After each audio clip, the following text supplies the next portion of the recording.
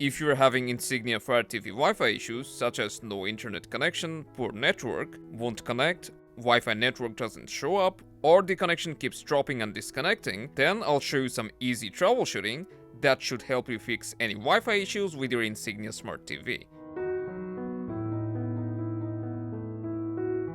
We will start off by cold booting both our TV and the router. You just need to unplug them from the power and wait for around 5 minutes.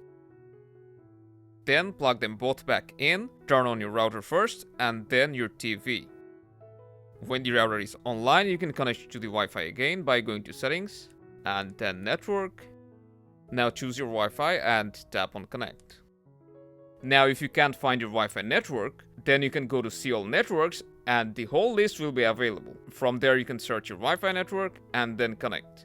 If you're still having Wi-Fi issues, then the next thing you can do is press the option button to forget your network and then press select to confirm. Just make sure that you have the password memorized. And after forgetting the Wi-Fi, just reconnect it and you should be good to go. If you're still having trouble connecting your Insignia Fire TV to your router or Wi-Fi network, then you can try switching to a different bandwidth if your router supports dual band. Sometimes if you have an old TV, then it should work with 2.4 GHz network.